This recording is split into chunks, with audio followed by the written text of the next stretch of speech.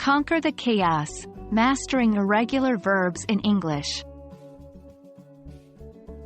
Hello there, language enthusiasts.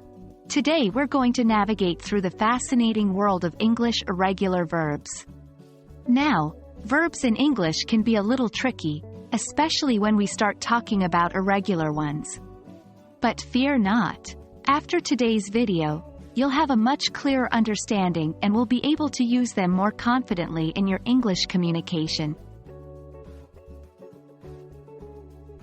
Irregular verbs are those that don't follow the regular conjugation patterns in the past simple or past participle forms.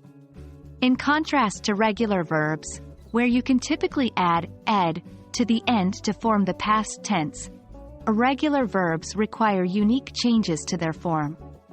For instance, the verb go becomes went in the past simple, and the verb see becomes saw.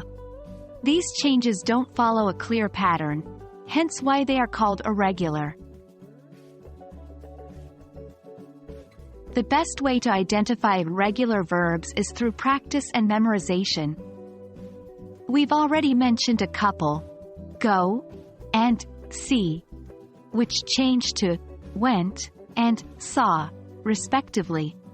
Some other examples are eat becomes ate, run becomes ran, begin becomes began, and drink becomes drank.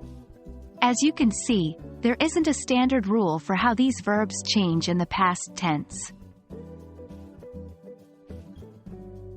Now that we know what irregular verbs are, let's practice rewriting sentences with them.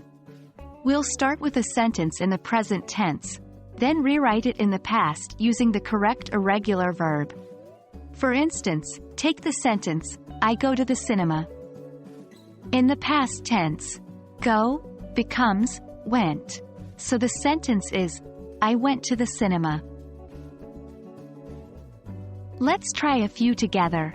1. They run in the marathon becomes, they ran in the marathon. 2.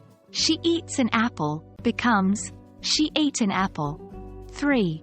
We begin the project becomes, we began the project.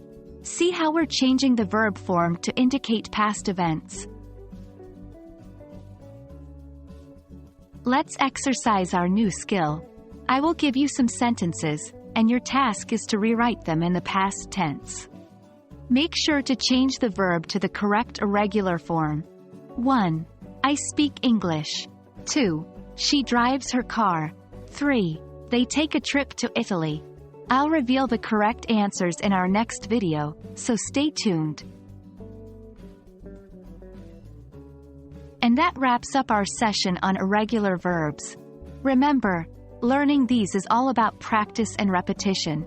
Keep using them in your conversations and writings, and they'll become second nature before you know it. I hope this video has been helpful, and I look forward to seeing you in the next one. Until then, keep practicing, and happy learning.